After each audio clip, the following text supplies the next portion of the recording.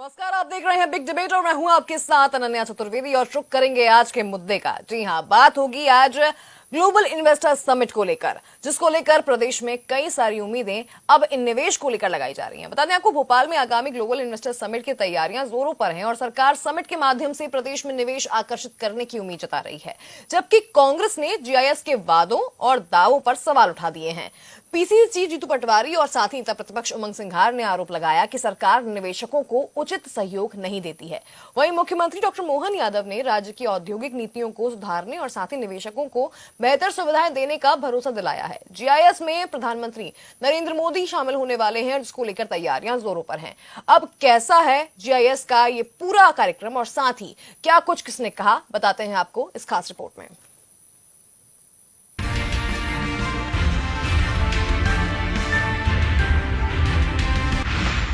कांग्रेस ने global investor summit पर लगाए कई आरोप। सीएम यादव ने निवेश नीति की समीक्षा की। प्रधानमंत्री मोदी जीआईएस का करेंगे उद्घाटन।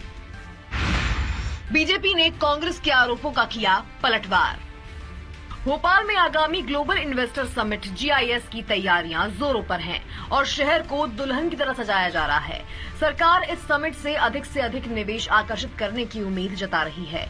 वहीं कांग्रेस ने जीआईएस के वादे, दावे और हकीकत पर आधारित एक पुस्तक का विमोचन किया और प्रताड़ित निवेशकों पर बनाई गई डॉक्यूमेंट्री भी प्रदर्शित की। पीसीसी चीफ जीतू पटवारी ने सरकार पर आरोप लगाया कि वह जीआईएस का आयोजन तो करती है, लेकिन प्रदेश में कोई वास्तविक निवेश नहीं आता। उन्होंने कहा कि जो निवेशक प्रदेश में निवेश करना चाहते हैं, उन्हें सरकार सहयोग नहीं देती और सुरक्षित माहौल नहीं प्रदान करती। अभी मोहन यादव की जापान जाके, फिर उससे पहले वो लंदन भी गए। शिवराज जी ने इसके पहले 60-70 देश घुमाया 20 साल, और उसका उद्देश्य सिर्फ एक था कि हम बाहर के इन्वेस्टरों को आकर्षित करने जाए। जो भारत सरकार की रिपोर्ट है, भारत सरकार की रिपोर्ट ये कहती है कि 2019 से 22 तक जो 0.33% इन्वेस्ट आया, जो मध्य प्रदेश पहले 10 राज्यों में भी इस साल नहीं। मतलब जहां महाराष्ट्र में 27.87% बाहर का इन्वेस्ट आया, विदेशी निवेश हुआ, मध्य प्रदेश में 0.33% हुआ।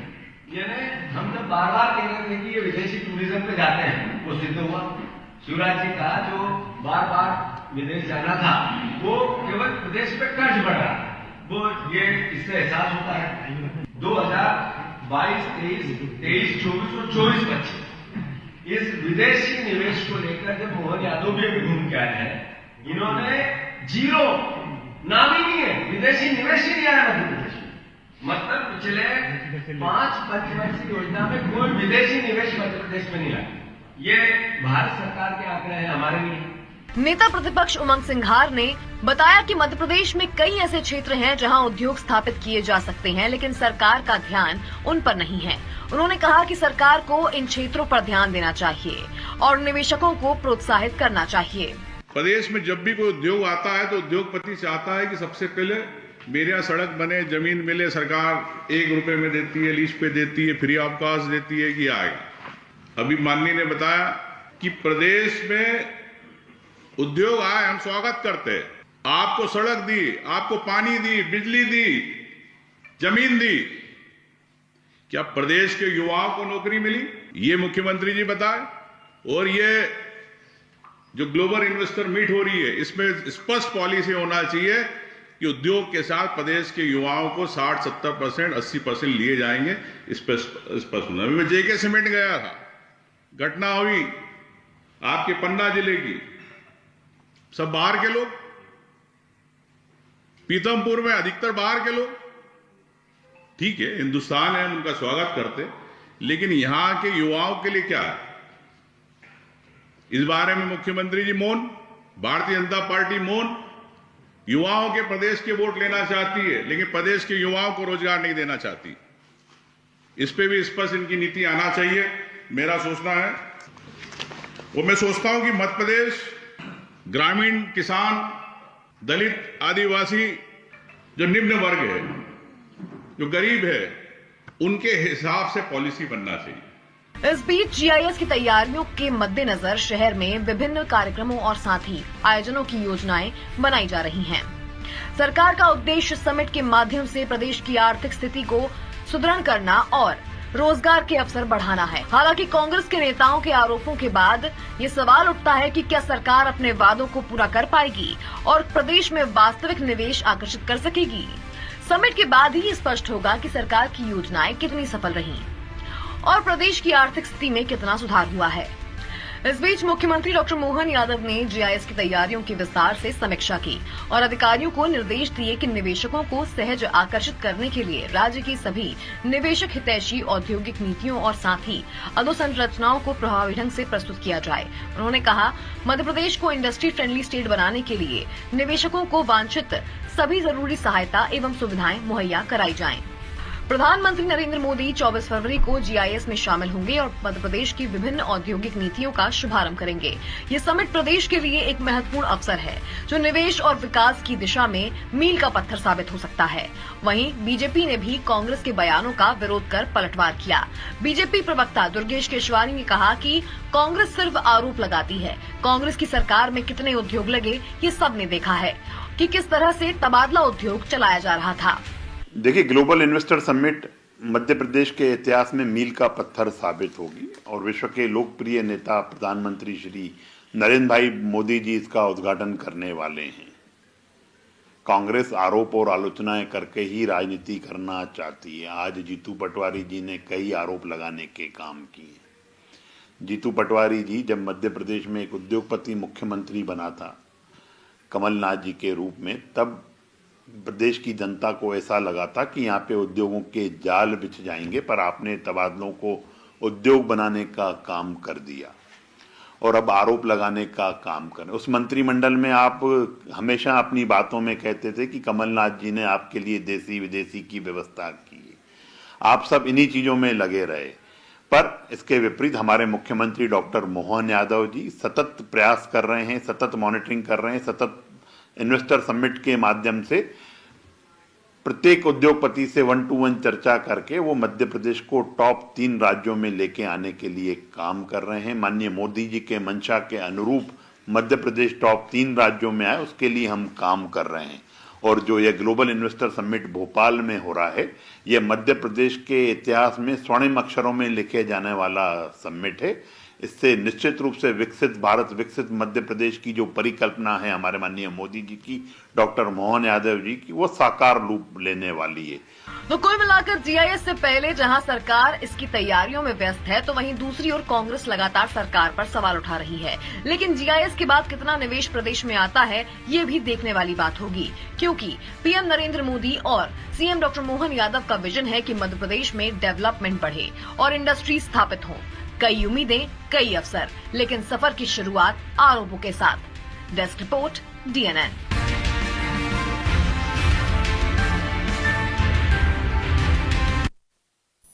तो नई राह पर चल पड़ा है मध्य प्रदेश और ऐसे में आज चर्चा इसी मुद्दे पर हमारे साथ कुछ मेहमान जुड़ चुके हैं, उन सबके परिचय करा दें। हमारे साथ बीजेपी से ब्रजगोपाल लोहिया जी जुड़े हुए हैं, साथ ही वरिष्ठ पत्रकार राजेश जौहरी जी और प्रतिभा विक्टर हमारे साथ कांग्रेस से जुड़ चुकी हैं। आप तीनों का ही बहुत स्वागत है। सबसे पहला सवाल मेरा यहाँ पर ब्रजगोपाल जी आपसे रहेगा कि किस तरह से आप देख रहे हैं, कांग्रेस ने देखिए आज पुस्तक का विमोचन कर दिया, एक डॉक्यूमेंट्री भी चला दी कि मध्य प्रदेश में निवेशकों को वो सुविधाएं नहीं मिलती जिसका मध्य प्रदेश सरकार वादा कर रही है।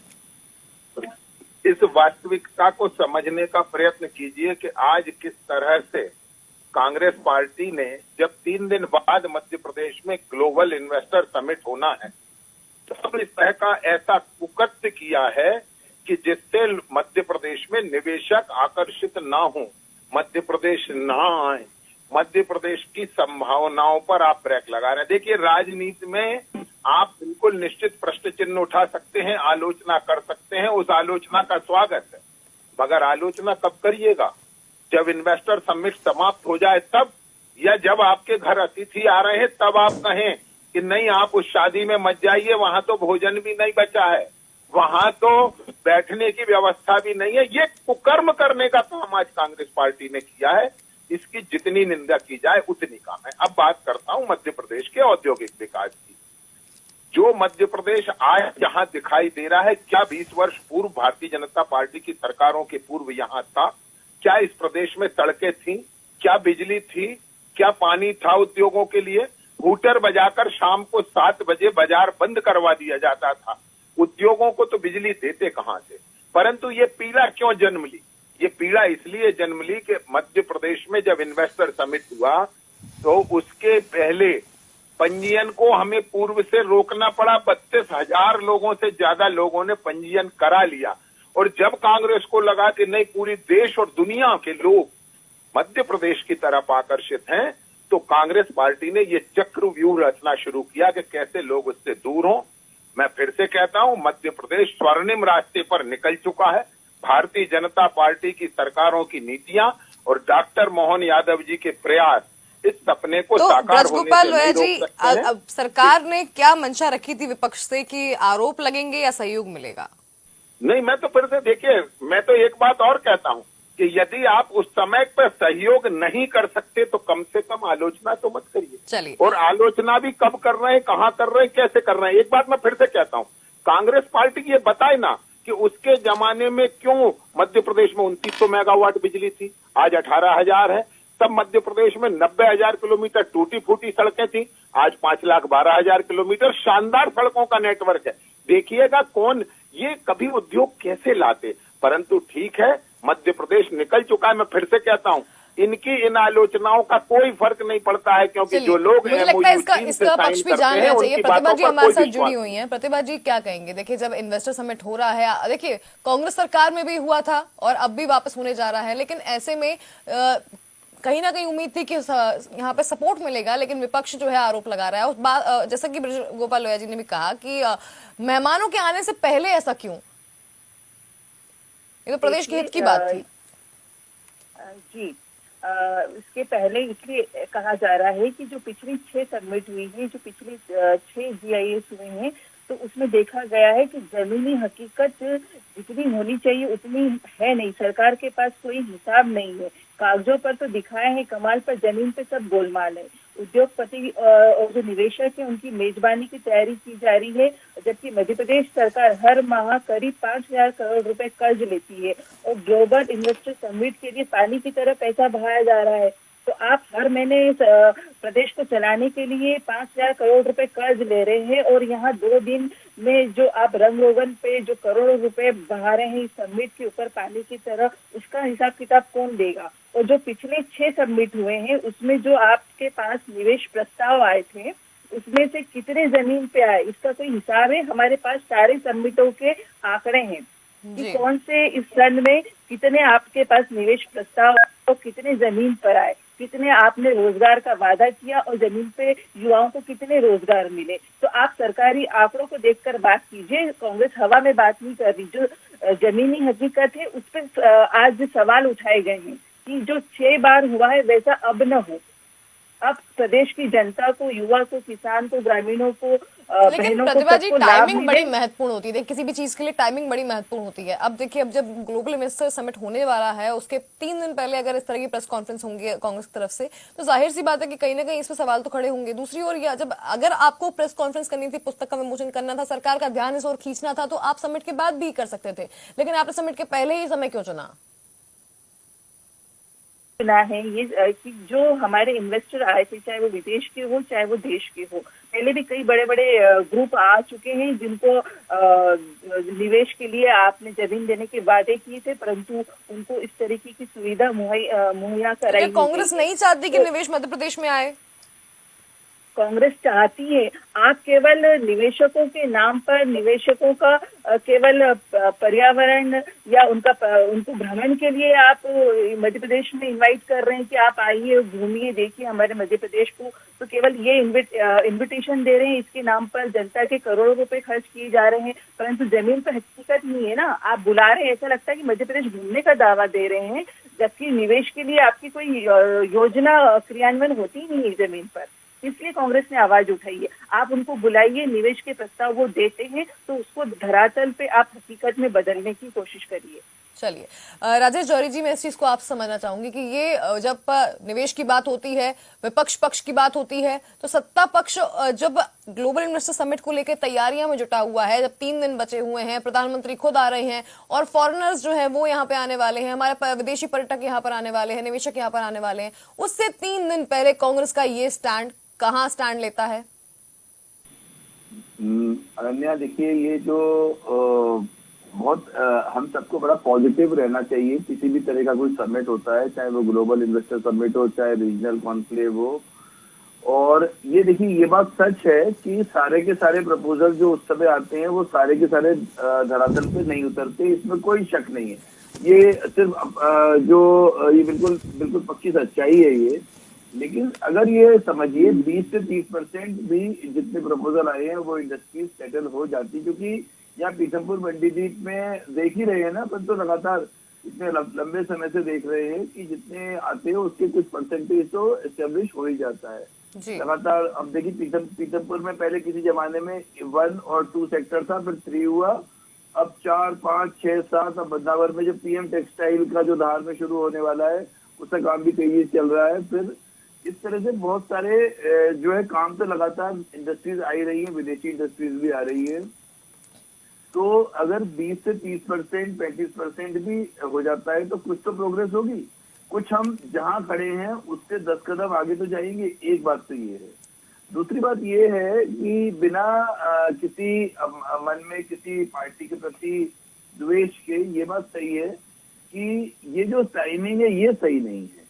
क्योंकि देखिए, आज आप ऐसा करके, क्योंकि अपोजिशन की आवाज को पूरी दुनिया सुनती है। देखिए, एक बार तो सरकार की आवाज नहीं सुनती है, पर अपोजिशन की आवाज जरूर सुनती है। और ये सब चीजें, जो किताब रिलीज हुई है, जो प्रेस कॉन्फ्रेंस में जो उमंग सिंगार जी ने और जीतू पटवारी जी ने बात की है, वो सब अखबारों में छपेगी और वो सब ऑनलाइन प्लेटफॉर्म पे जाएगी और पूरी दुनिया पढ़ेगी। क्योंकि भारत आने से पहले हमसे ज्यादा होशियार हैं बाहर के लोग जो इन्वेस्ट करने आते हैं।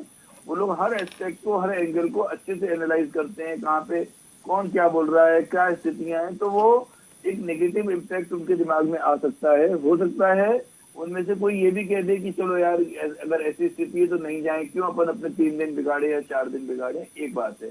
तो इससे कहीं ना कहीं समिट का जो प्रोस्पेक्ट है उस पर कहीं ना कहीं डेंट आएगा, डैमेज आएगा। तीसरी बात ये है अनन्या कि अभी की जो किताब रिलीज हुई है, ये अभी तक तो पढ़ी नहीं है, लेकिन बहुत इच्छा है उसको पढ़ने की। भाई, अगर हो सकता है कांग्रेस ने काफी मेहनत करके कोई अच्छा एक डाटा दिया हो जो हमारे आपके लिए भविष्य के डिबेट्स में, चाहे वो टीवी का डिबेट हो या पब्लिक में, कभी अपन कहीं पब्लिक स्पीकिंग में जाते हैं, कहीं वहां पर कोई बात करता है तो उसको पढ़ के जरूर जानना चाहेंगे। इतनी मेहनत कांग्रेस ने की है, पर कांग्रेस को ये काम समिट के बाद करती तो बहुत ही अच्छा रहता। उसके बाद जो है उस सब मेहमान चले गए होते और उसके बाद वो सरकार से 2-2 हाथ कर लेती तो वो ज्यादा अच्छा लगता। चलिए लोया जी, अगर देखें तो सरकार ने पूरी तैयारियां कर ली हैं, विपक्ष भी जो है, चलिए ठीक है, अभी अगर प्रेस कॉन्फ्रेंस हो चुकी है तो उसका कुछ कर नहीं सकते, लेकिन अगर पूरे समिट को हम देखें तो कांग्रेस कह रही है कि हिसाब दीजिए कि इतनी जो समिट्स हुई हैं उसमें क्या रिजल्ट आया, उसमें कितने ऐसे संस्थान है या फिर ऐसी कौन सी इंडस्ट्री जो स्थापित हुई हैं, कौन से ऐसे उद्योग जो लगे हैं और कितना रोजगार युवाओं को मिला है। जी, मुझे उम्मीद है कि आप बिंदुवार सुन लेंगे। HEG का एक प्लांट मध्य प्रदेश में हुआ करता था, 2 हो चुके हैं, तीसरे का काम प्रारंभ हो रहा है सोनकच्छ के पास। मध्य प्रदेश का एक औद्योगिक क्षेत्र हुआ करता है मंडीदीप, इसकी 25,000 आबादी थी सन 2001 की जनगणना के आंकड़े देख लें। आज वहां 1.5 लाख है। ये मंडीदीप से बढ़कर ओबेदुल्लागंज, सराकिया, उसको आगे बढ़ाते हुए गौहरगंज तक पहुंच गया। जरा घर से अगर लोग निकलेंगे, कांग्रेस के दफ्तर से बाहर निकलेंगे तो सब कुछ दिखाई देगा। मध्य प्रदेश में मैंने आपको पूरे फिगर देता हूं। मध्य प्रदेश का बजट 23,000 करोड़ था 2003 में, आज है वो 3.25 लाख करोड़। ये बजट कैसे बढ़ा है? बिना तरक्की के बढ़ा है। मध्य प्रदेश का गेहूं हम आयातक थे, आज हम 154 देशों तक मध्य प्रदेश का गेहूं बेचते हैं। धान हम 100% आयातक थे, आज 157 देशों में मध्य प्रदेश के बासमती की सुगंध है। मध्य प्रदेश मेडिकल प्रोडक्शन का हब बना। मध्य प्रदेश में जो प्रति व्यक्ति आय थी वो 11,000 से बढ़कर 1,41,000 हुई और 2,82,000 हमारा लक्ष्य है। एक और बात मैं आपको बताता हूं कि मध्य प्रदेश आगे बढ़ रहा है, ये कांग्रेस भी जानती है, ये भी बहुत बेहतर समझती है, परंतु जो मूल विषय है कि हम उत्पादन का उद्योग लगाने की जो मंशा है उस पर कांग्रेस उंगली इसलिए उठाती है कि जो तबादलों को उद्योग बनाते रहे हैं उनकी दृष्टि में उत्पादन का उपयोग नहीं दिखता है। कभी कांग्रेस ने कल्पना की थी कि मध्य प्रदेश में इन्फोसिस होगा, मध्य प्रदेश में टीसीएस का कैंपस होगा और आईटी इंडस्ट्री का हब बन जाएगा इंदौर उज्जैन का सुपर कॉरिडोर, मगर वो बना और ये जो हुआ है वो कांग्रेस को पच नहीं रहा है कि मध्य प्रदेश जिस तेजी से आगे बढ़ रहा है और जो आगे के लक्ष्य तय किए हैं कि 4 वर्ष जो बचे हैं हमारे पास इस सरकार के, उनमें सबसे पहला काम प्रति व्यक्ति आय को दोगुना करना, दूसरा काम मध्य प्रदेश के बजट को फिर से दोगुना करना यानी लगभग 7 लाख करोड़ से अधिक पहुंचाना, और तीसरा मध्य प्रदेश को औद्योगिक उत्पादन में देश के प्रथम 3 राज्यों में एक के रूप में स्थापित करना। ये जो हमारे लक्ष्य हैं उनके लिए हम काम कर रहे हैं और लगातार करते रहेंगे। और जहां तक कांग्रेस पार्टी का सवाल है, वो प्रेस कॉन्फ्रेंस करें, बुकलेट जारी करें, उनकी विश्वसनीयता न तो समाज में है न उद्योगपतियों में, और कम से कम मैं समझता हूं पढ़ा लिखा आदमी तो कांग्रेस की बात को सुनना भी नहीं चाहता है। चलिए प्रतिभा जी, क्या जवाब देंगी इस बात का कि पढ़ा लिखा आदमी आपकी बात नहीं सुन रहा है? मैं इस बात से सहमत हूँ। मुझे लगता है कि ये बात बीजेपी पे बिल्कुल फिट होती है, क्योंकि जो आंकड़े हम प्रस्तुत कर रहे हैं वो सरकारी आंकड़े हैं, वो कांग्रेस के आंकड़े नहीं है। वो मध्य प्रदेश में जो सरकार है उन्हीं के आंकड़े हैं। अभी तक जो जितनी भी सबमिट हुई है उसमें 32 लाख करोड़ रुपए का निवेश का दावा किया गया था, जबकि हकीकत ये है कि 3,43,000 करोड़ का आंकड़ा ही सामने आया है। जो सरकार का कुल निवेश का 10% ही है। ये सरकारी आंकड़ा है। हम आपको बताते हैं कि 32 लाख करोड़ का आंकड़े की हकीकत क्या है। फर्स्ट जो जीआईएस हुआ था उसमें 17,311 करोड़ का निवेश आया था, परंतु जमीन पे 1,700 करोड़ का निवेश हुआ है। सेकंड जीआईएस 2010 में हुई थी, जिसमें 26,879 करोड़ का निवेश आया। उसमें हकीकत ये है कि जो निवेशक थे उनको जमीन वापस लेनी पड़ी या लौटानी पड़ी, जिसमें इन्फोसिस भी शामिल है। अभी 4 दिन पहले ही इंदौर में आपने पढ़ा होगा। थर्ड जीआईएस 2012 में हुई, इसमें भी 26,000 करोड़ का निवेश हुआ। पीथमपुर को छोड़ के प्रदेश में कहीं भी कोई नया उद्योग नहीं आया। मुश्किल से 1,500 करोड़ का निवेश जो है जमीन पे आया। और इसी तरह चौथा, पांचवा, छठवां सभी निवेश है। छठवें में आप देख लो 2023 में 15,40,000 करोड़ का निवेश का दावा किया गया था शिवराज जी के समय। जब बाद में हकीकत सामने आई तो 1,95,000 करोड़ का ही निवेश सामने आया। सरकारी आंकड़े बोलते हैं कि 29 लाख रोजगार सृजन हुए हैं, जबकि हकीकत ये है कि केवल 38,000 नए रोजगार ही सृजित हुए हैं। तो आंकड़े कुछ और पेश करते हैं आप कागजों में और जमीनों पे कुछ और होते हैं। तो अगर कांग्रेस अगर हकीकत न बताए, न बोले, तो फिर क्या करे कांग्रेस? हकीकत बताना हमारा काम है। जो हकीकत है जमीन पे वो बोलना पड़ेगा, वो आवाज उठानी पड़ेगी। केवल मध्य प्रदेश सरकार जो बीजेपी में कागजों में कमाल करिए ऐसा नहीं चलेगा। आपको जमीन पे कार्य करना होगा। जो निवेश के प्रस्ताव आते, जो निवेश की राशि आती है, उसमें से आप मात्र 10% भी आप निवेश नहीं कर पाते, तो ये तो बड़ी शर्म की बात है। जब आप निवेश कर ही नहीं पा रहे हैं और बड़ी बड़ी बातें बना रहे हैं आप कमलनाथ जी का आप अल्प समय का कार्यकाल ले लीजिए, जिसमें मैग्निफिसेंट एमपी समिट करवाया गया था, जिसमें से 32,000 करोड़ का निवेश हुआ था और जमीन पे उतरा भी, और जो अब भी दिखाई देता है। आप सरकारी रिपोर्ट पढ़ लीजिए। एसोचैम की रिपोर्ट बता रही है कि कमलनाथ जी के समय में जो निवेश हुआ था वो 66% हुआ था। तो अब बताइए, आप इतने अल्प समय में कमलनाथ जी की सरकार में 66% में कर दिया और आप लोग 10% भी जमीन पे नहीं उतरे। चलिए राजगोपाल जी जवाब दीजिए, फिर मैं राजेश चौधरी जी आ जाऊँ। चलिए संपर्क टूट चुका है। राजेश चौधरी जी, आप कितना इत्तेफाक रखते हैं इस बात से कि कांग्रेस सरकार के दौरान जब निवेशक आए थे उस दौरान ज्यादा निवेश हुआ था और इस दौरान अभी जो 6 समिट हुई हैं उसमें उतना नहीं हो पाया? देखिए प्रतिभा जी जो कह रही हैं सही हो सकता है। देखिए कोई उन प्रतिभा जी का या कांग्रेस का कोई विरोध नहीं है। जब अपन लोग डिबेट में ये बात कर रहे हैं, विरोध सिर्फ टाइमिंग का है। और जो प्रतिभा जी ने बहुत अच्छी बात कही कि अगर हम सच्चाई नहीं बताएंगे तो कौन बताएगा। ये बात सही है कि अपोजिशन का काम ही है पब्लिक को सच्चाई बताना, पर कांग्रेस पार्टी अपने देश की सबसे पुरानी पार्टी है और जो है बहुत ज्यादा जिम्मेदारी दिखानी चाहिए थी। अभी उनको ये प्रेस कॉन्फ्रेंस नहीं करनी थी, उनको प्रेस कॉन्फ्रेंस बाद में कर लेनी थी या फिर एक आध महीने पहले कर लेनी थी। ये ऐसा तो नहीं कांग्रेस के पास ये वाली जो जिसकी किताब पब्लिश करी है, ये तो सब बहुत लंबे समय से जो कांग्रेस में हर पार्टी के अपने जो लोग होते हैं जो ये वाला विंग संभालते हैं इंफॉर्मेशन वाला, वो इंफॉर्मेशन इकट्ठी करते रहते हैं। पहले कर लेना था या बाद में करना था, लेकिन ये जो है ये सही नहीं है। इसका असर अपने को 2-3 दिन में दिखेगा कि कुछ लोग जो आने वाले होंगे उनके टिकट कैंसिल होंगे, या फिर जैसे किसी ने सोचा होगा कि 2 मिलियन 1 बिलियन लगाना है तो वो कहेगा नहीं चलो 500 मिलियन ही इन्वेस्ट करता हूँ, मैं रिस्क नहीं लूंगा ज्यादा। तो अगर ऐसा कुछ लॉस होता है तो वो अच्छा नहीं रहेगा। बाकी कांग्रेस जो है बिल्कुल सही है, अपना अपोजिशन का जो काम ही है विपक्ष का कि सरकार के खिलाफ आवाज उठाना। बिल्कुल, चलिए समय का अभाव है, चर्चा को विराम देते हैं। प्रतिभा विक्टर जी बहुत धन्यवाद आपका, साथ ही ब्रजगोपाल लॉयर जी आपका बहुत शुक्रिया, बहुत मजबूती से आप दोनों ने अपनी बात रखी। साथ ही राजेश जौहरी जी आपका भी बहुत शुक्रिया हमारे साथ जुड़ने के लिए। तो बिल्कुल देखने वाली बात होगी कि फिलहाल ये टाइमिंग जो थी वो बहुत महत्वपूर्ण थी। जब 3 दिन बचे हैं ग्लोबल इन्वेस्टर समिट के, उसके पहले कांग्रेस की ये प्रेस कॉन्फ्रेंस, पुस्तक का विमोचन और साथ ही ये बताना कि निवेशकों को सुविधाएं नहीं मिल रही हैं, पुराने जो निवेश आए थे उसका क्या हुआ, इसका हिसाब मांगना, कहीं ना कहीं इन्वेस्टर्स पर अगर असर डालती है तो ये बहुत गलत बात भी लगती है। लेकिन अब देखना यह है कि इसका असर कितना पड़ता है ग्लोबल इन्वेस्टर समिट पे, क्योंकि तैयारियां जिस तरह की सरकार कर रही है, खुद मुख्यमंत्री जापान गए, अलग अलग विदेशी देशों में जाके उन्होंने विदेशी निवेशकों से बातचीत करी और 1-to-1 चर्चा करी, और साथ ही मध्य प्रदेश में निवेश को किस तरीके से बढ़ाया जाए इसको लेकर लगातार बैठकें करी। उसके पहले रीजनल कॉन्क्लेव्स भी हुई और इन सभी कॉन्क्लेव्स के बाद, इन सभी बैठकों के बाद माना जा रहा है कि मध्य प्रदेश को उद्योग के क्षेत्र में अब नंबर बनाना है। और ऐसे में अब ये प्रयास कितना रंग लाता है ये तो समय ही बताएगा। फिलहाल बिग डिबेट में इतना ही। आप देखते रहिए DNN। नमस्कार।